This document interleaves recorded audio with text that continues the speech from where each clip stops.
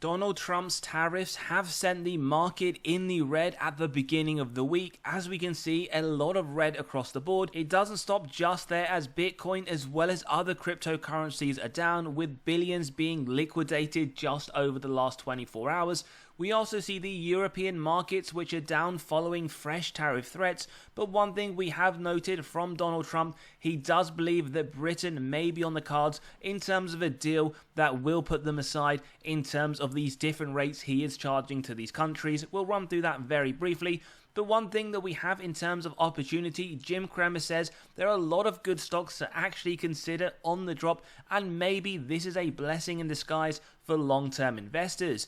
Now we'll just run through the article. What he does say, for those that especially do have cash, that maybe you need to start considering companies in the defensive category. Some of the names that he talks about are like Bristol Myers Squibb, BMY, but then he goes on to say that companies actually like Amazon and Alphabet may not be a company to add on any drop, given one, they aren't that defensive, but two, also they have been increasing over the recent period. He also goes to say that Nucor, which is a steel maker, could be a great opportunity. He sees this as a real winner, especially when we are talking about tariffs in relation to China. And another company that he believes, one he hasn't got into just yet, but he thinks Texas Roadhouse could definitely be a company to consider on the drop. High quality one in his eyes, something that he does believe analysts should take a look at. Now, one thing I just want to mention before we take a look at some of the companies that are down, when you do look at the forward P of the S&P as a whole, you will notice a lot of red, and what this is trying to tell us is that the market is trading at a very high valuation. So don't be surprised in 2025 if we do get a lot of corrections. Some companies, as we will show you, are not only trading above the sector but also above their 5-year average. Now, what does this all mean? What is the impact of a North American trade war, and what specifically has been put upon Mexico and Canada, as they are the ones that are right now in the spotlight?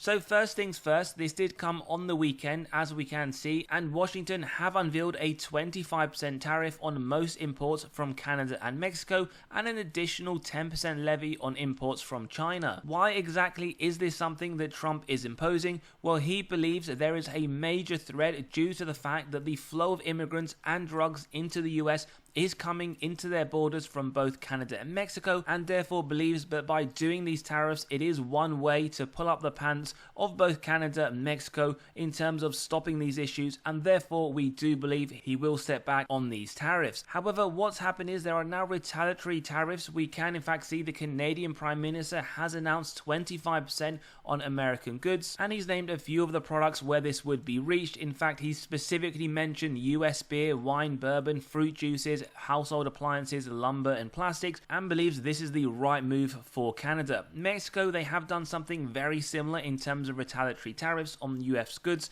However, China are yet to respond, and it won't be clear at the moment what they will do, but we do also expect something retaliatory, whether it is through the same extent that we saw from Canada and Mexico, or if they try to hurt the US in a different way. These are also the biggest importers to the US. We can see US exported around 763 billion of goods to the three countries, and 17% of that total went to Canada, 16% to Mexico, and 7% to China. Now, specifically, which industries will be hit the most? We have car makers, food producers, as well as construction. And one thing to bear in mind while we are going through this today, also understand the ramifications further down the line of interest rates. Many analysts do believe that we could be seeing not interest rate cuts moving forwards in 2025, but potentially interest rate hikes. Now, the rest of the article does go into the different industries, as we've already spoken about, that will impact not just the US, but also Mexico and Canada. And ultimately, it remains to be seen whether or not this will actually benefit any of these companies, or we will just get into a position where the retaliatory trade war continues until one company does back down. For the time being, though, both Mexico and Canada have put in place tariffs. Whether or not we see that with China does remain to be seen. Now, this isn't the first time that we did see tariffs. In his first tenure as president, we can in fact see he did threaten China with around 45%. This was then lowered to around 17.5%, and with Mexico 25%, but ultimately that did end in zero. We also want to show that the US farmers lost billions in that period, 2018 to 2019. We can see quite a significant amount from China. The average change in the exports at negative 76%.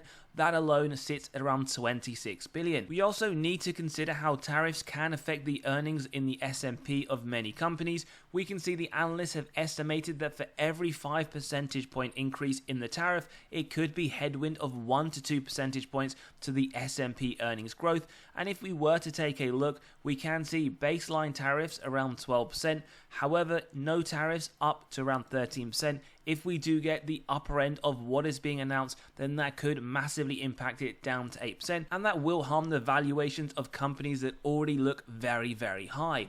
Now we'll just run through very quickly companies that have been affected today. Number one, no surprises, Nvidia has recovered, although down nearly 2%. It was down as much as around 5%. Still massively up over the last year, very strong over the last 10 years. But now we are seeing a pullback to the midpoint of the 52-week range. It does seem like $153 was quite some time away. And if you look at the valuation of this company, it does trade above the sector median by around 60%. Something we mentioned earlier on, in fact, with companies trading above the sector. But we do, however, note for Nvidia, they actually trade lower than their 5-year average. Other companies, we have Tesla here down nearly 5%. As we can see, it is very volatile. Nonetheless, they are up over the last year, 107%. Over the last 10 years, up 2,756. And while they are on a pullback, they still trade at the upper end of the 52-week range. Unlike Nvidia, which Wall Street did believe is a strong buy now, Wall Street in fact call this company a hold. Similarly, on the valuation, they do get an F. Not only are they above the sector comparative of 17.83, meaning a premium is being paid of 654%, but you can also see it is well above their 5-year average by around 16%. A lot of overvaluation, or you could say a lot is being baked into a price for a company that sits at a forward P of 134. We then have Apple, which is down around 3%. Over the last year, up 22%. Over the last 10 years, it has outperformed the S&P, but it is now pulling back to the midpoint of the 52-week range, quite some way away from $260 all-time high, but Wall Street does consider this a buy. Now, we will very quickly run through each one of these in our own valuation so you get an idea of where we sit for each of the companies. But with Apple, they get an F on the valuation, above the sector median by around 25%, but they also trade above their 5-year of 13.4. We then move to Nike, which is down more than 2%. Over the last year, down 25%. Over the last 10 years, up by only 63%, massively underperforming the S&P. This one actually trading near its 52-week low. However, both Seeking Alpha and Wall Street do consider this company to be a buy right now, and they do get a D- on their valuation, as we can see quite a way above the sector median, a 108% premium, and also above their 5-year average by around 5%.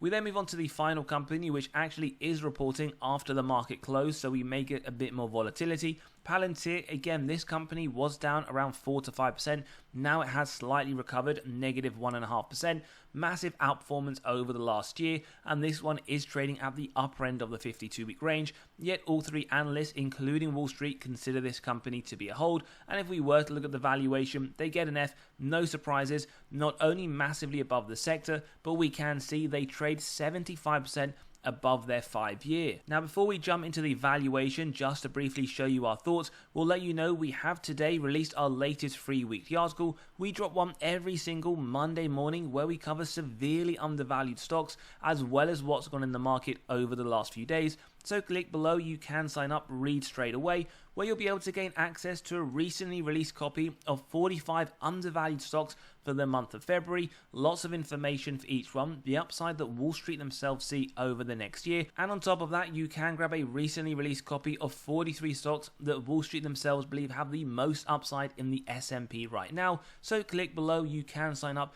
and read straight away. As we said, we'll very briefly give you our thoughts on each one of these companies. First one, Nvidia. Now we see the intrinsic value at $180.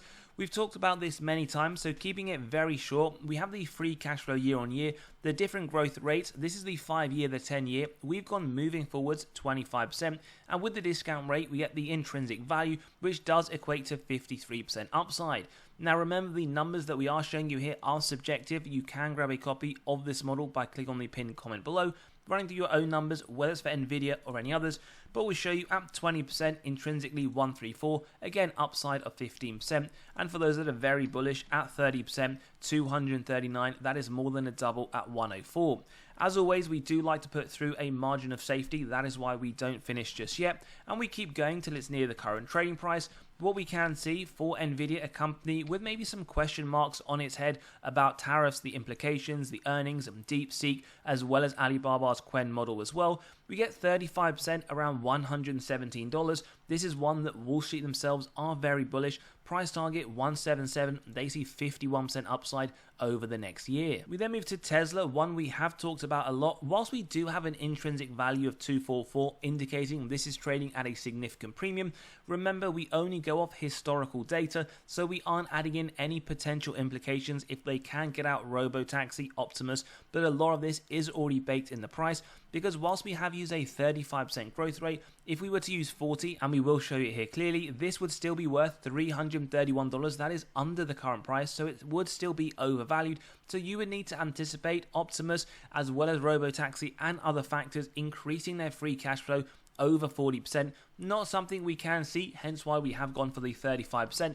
But again, different investors will have different investment thesis, so no margin of safety today. And this tells us that Wall Street themselves believes the price will come down. They see downside of 13%. Price target 335, and the reason we show you this is because ultimately we do believe a correction should come. It is healthy for the market, but we have many companies that do look like they are trading at far above their own intrinsic value. We then move on to Apple, another one that we actually believe to be overvalued. Even after this drop, we still see some downside. If you were to use a 10% growth rate, we can see 215, and with a margin of safety right now it has 0. If you wanted at least 10%, a buy at 194, at 20% around 172. Wall Street, on the other hand, they do see upside only around 11%, their price target $252. As always though, do give us your thoughts as we're going along. With Nike, we can see intrinsically $91, one that we do see with a nice margin of safety. As we keep going, pretty much around 20% at the $73 mark, but Wall Street don't see a lot of upside, their price target $86, 16% in 2025. Finally, we get to Palantir, intrinsically at $60. We did cover this yesterday, so if you want a closer look, do watch that video. But even with 35%, we see this at $59. Again, for those that believe it will go even higher, take on a lot of contracts, net income, top line revenue, operating income, margins all moving in the right direction. That is still overvalued, although only just marginally. So with the 35%, like Tesla, there will be no margin of safety, in fact trading at a massive premium, and they are reporting their earnings after the market closed today. Wall Street, on the other hand, see this going even lower, $52 price target. This translates to downside of 36%. We can see still a lot of volatility given these tariffs, the unknown which markets do not like to see, so we don't know how the market will close. It could be green, it could be even further in the red. And also we need to understand this will pan out over the next few weeks. This isn't something that will end today. The market won't see clarity in the shorter term. As always, give us your thoughts in the comments below. Don't forget to sign up to the free weekly newsletter. Grab those spreadsheets. Come and join us in the Patreon. We have made buys and sells, which we do discuss over there. And have a great day. We'll see you all on the next one.